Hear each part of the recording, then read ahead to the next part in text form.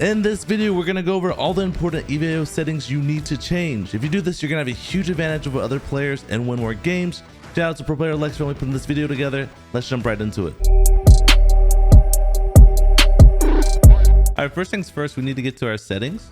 To access your menu in EVIO, either hit M on the keyboard or this button on the top left hand corner of your screen. And then a little bit right of that, you'll see settings. So for the purpose of this video, I'm going to restore to default and go through all the settings with you today.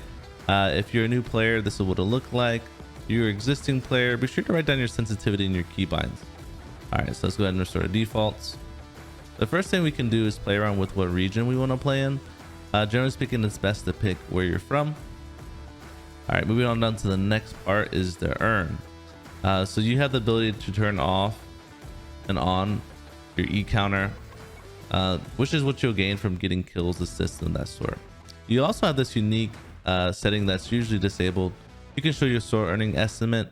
I generally have it turned off. At the time of this video, 10 KE is the equivalent of $5 US, whereas soul keeps going up and down. I just tend to keep it default.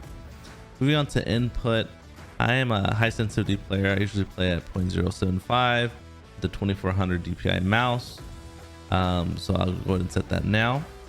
And then something very important to consider is the mouse zoom sensitivity. Default, it's not tuned very well, but when you set your own individual sensitivity, be sure to set it roughly half of that of your regular sensitivity so that they match. So generally speaking, when I do long range shots, whether I'm zoomed in or not, I'll know exactly where my cursor is going to be. So go ahead and set your mouse sensitivity here, and then play around upper, like plus or minus a bit, set it about half the value of your regular sensitivity. Moving on over to these boxes down here. Invert y-axis is something that would be kind of for niche gamepad users. I generally would advise against it as it's less intuitive, but you know, for some old school, you know, Xbox players in the store, that'll probably be something to consider. Then we also have one-click teleport and high precision mouse. One-click teleport makes things so much quicker when you're moving around, hitting that Q button, you know, dashing between spots. High precision mouse gives you, you know, just a little quicker reaction time. There's no real downside to it, unless you're playing on an outdated browser. But overall, let's kind of jump in and show you what that one-click teleport looks like. All right, so if you're playing in the game, you'll see this diamond or spear-looking icon. You'll have to hit click Q and then click it again.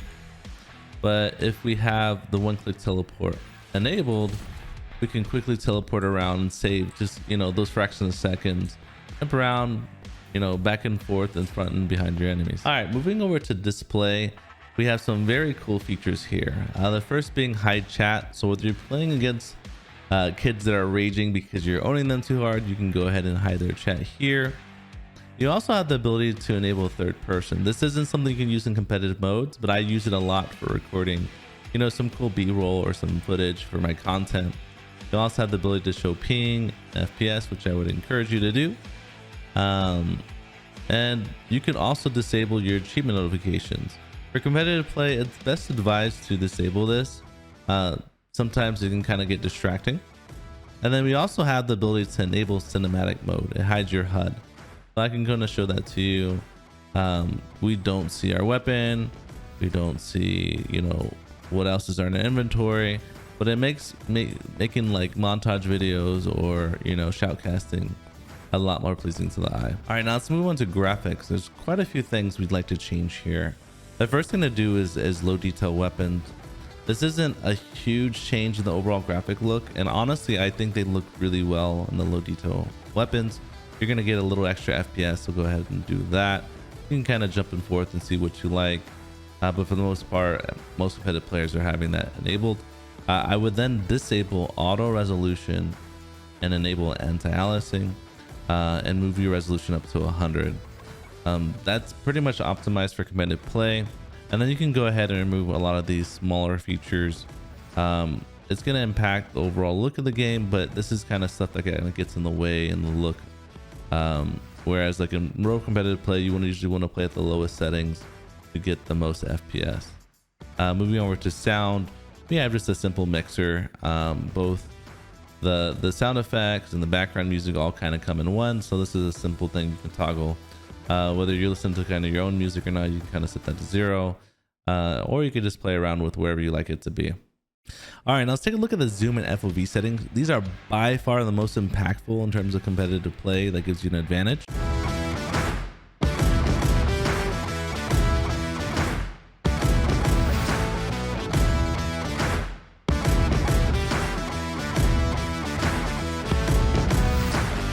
The first thing to look at is your non-zoomed FOV. As I move the slider up, you'll see the screen is zooming out. What's important about that is you'll be able to see more areas of the map and give you a huge advantage spotting other players. So I'd encourage to set this to max. I do know a lot of competitive players would then like use different ways to zoom their screen so they can take advantage of the huge FOV and be able to snip around their targets. A nice thing I'd like to look at is your auto rifle zoomed FOV. For demonstration purposes, I'm gonna set it to 10, and then I'm also gonna set it to 100. As you can see, when it's set to 10, the zoom is insane. I might as well be looking down a sniper scope. So that this has a very impactful change to your play. And then moving on over to 100 FOV, you'll notice that there's no zoom. So what's cool about this is that you can really take advantage of the recoil benefits of having zoom, but not having to jump between targets as hard, as difficult as it would be. What comes into play that's very unique here is you can see the spray pattern. It's a lot tighter with the zoomed FOV. So I definitely consider you to play around with this. Lex encourages players, he coaches, to start at 100 and then drop it down by 10. So we can see at 90 what it might look like. You got just a little bit of zoom. And then again, at 80, you can do this based off what weapon. Like, you know, with the sniper, you might want just a little more zoom, or, you know, with the auto rifle, it might be different. So generally speaking, start at 100 and bring it down to intervals of 10. But I default play at 100 non-zoom and then 40 for the rest of them. Yeah, this is what it'll look like. It feels like a really good sweet spot. So yeah, let's go and try these settings out in the game.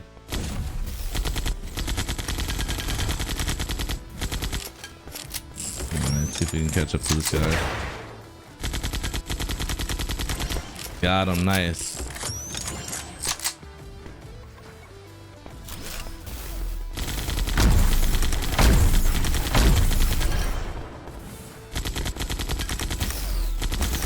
So it looks like not a lot of people are on, a bit of a bot lobby. And now let's go ahead and switch to the pro settings. All right, now we load into the same map with all the amazing settings we just set up. So you can see we have a nice zoom. The FOV standard is real nice. We can see a lot more stuff going on. We can kind of get the zoom where we want it. The one click for our teleport is amazing. But yeah, if you're wondering why people are just hitting non-stop with the AR and just kind of jumping around the map, this is a definite must. So you can see I already look like I'm playing a lot more competitively. And if you could do this, you definitely get more kills, win more games in EVIO. So yeah, guys, I hope you enjoyed the video. That's what you need to do to change your settings to be at optimal prime gameplay. If you enjoyed the video, be sure to let us know in the comments. Join over to Discord. You know, we're setting up a lot of pub matches, you know, and helping new players. So then, guys, thanks again for watching the videos to the end. You guys are legend. Catch you in the next one.